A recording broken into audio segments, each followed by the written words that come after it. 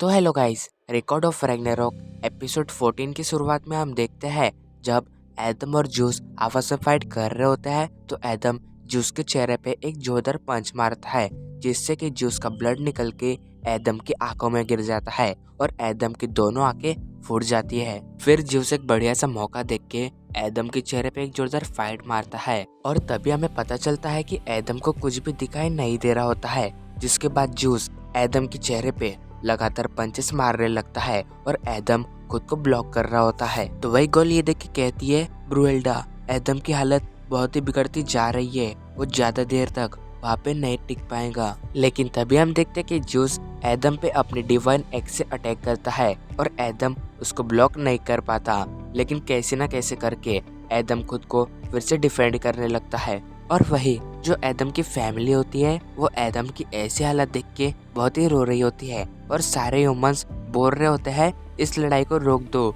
हमें पता है इसे कौन जीतने वाला है, प्लीज इस लड़ाई को रोक दो। पर इसी बीच हम देखते हैं कि एडम को एक बच्चे के रोने की आवाज आती है जिसके बाद उसे अपनी फैमिली याद आती है और तभी जूस उसके चेहरे पे एक जोरदार पंच मारता है। लेकिन तभी एडम जूस की गर्दन को पकड़ लेता है और कहता है, मैं अपने बच्चों को इतने आसानी से हारने नहीं दूंगा।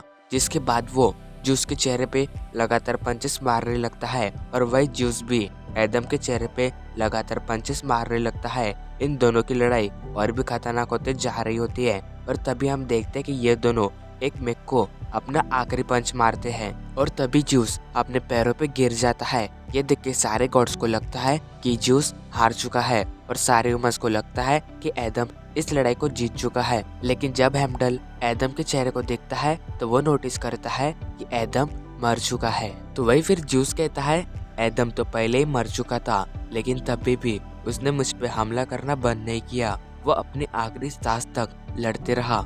एडम सच में बहुत ही ताकतवर है, अगर वो मेरे अलावा किसी और से लड़ता तो वो इस लड़ाई को जरूर जीत जाता। फिर वही सारे ह्यूमंस एडम की ऐसी हालत देख के बहुत ही रो रहे होते हैं। जिसके बाद एडम क्रिस्टल्स में बिखर के गायब हो जाता है और उसके साथ साथ जो वेलकरी होती है वो भी गायब हो जाती है। फिर इसके बाद हेमडल कहता है, रिकॉर्ड ऑफ रैग्नारोक दूसरी लड़ाई के विजेता है द लॉर्ड जियूस। फिर वही सारे ह्यूमंस एडम की आत्मा की शांति के लिए प्रेयर कर रहे होते हैं। तो अब इसके बाद सीन शिफ्ट होता है और हम देखते कि गोल भागते हुए ब्रुएल्डा के पास जाती है और उससे कहती है, तुम मुझे इसका मतलब समझा सकती हो। पर तभी वहाँ पे हैरिस्ट आ जाती है जो गोल से कहती है, अगर तुम्हें कुछ भी पूछना है तो तुम मुझसे पूछ सकती हो। तो गोल उससे कहती है, आप मुझे ये बताओ कि रैगलिफ ने इस लड़ाई में अपनी जान क्यों गंवाई। वही हैरिस्ट उसे बताती है, ये उसकी डेस्टिनी थी। अगर कोई वेलकरी किसी ह्यूमन के साथ कनेक्ट हो जाती है तो वो उसकी सोल के साथ भी कनेक्ट हो जाती है,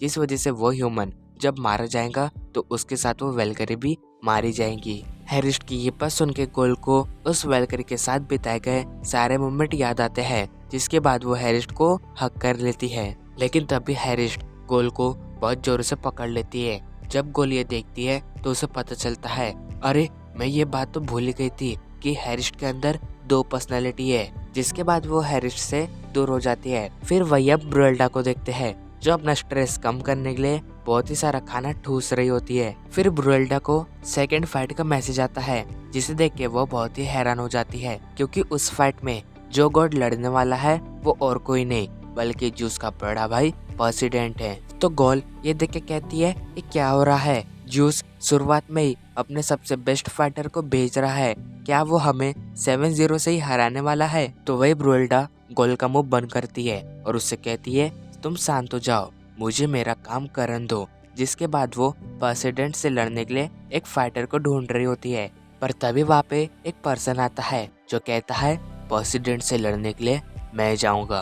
तो गोल उसे देख के कहती है, तुम कौन हो। तो वो पर्सन बताता है, मैं काजिरो सासाकी हूँ। तो गोल उसे देख के कहती है, तुम ये नहीं हो सकते हो, क्योंकि जो पर्सन जब मरता है तो वो उसी फॉर्म में इस दुनिया में रहता है, बट तुम तो बुढ़े हो चुके हो। पर तभी एक दूध का गिलास गिरने लगता है तो काजिरो अपने स्वॉर्ड से उसे पकड़ लेता है। तो ब्रुएल्डा ये देख के कहती है, ये भले ही बुढ़ा हो चुका हो लेकिन ये बहुत ही बड़ा स्वॉर्ड मास्टर है। जिसके बाद काजिरो उनसे कहता है, मैंने मरने के बाद कई सारे स्किल्स को सीखा है, जिस वजह से अभी मुझे कोई नहीं हरा सकता। तो उसके ये बात सुन के ब्रुएल्डा बहुत ही खुश हो जाती है और इसी के साथ हमारा ये एपिसोड एंड होता है।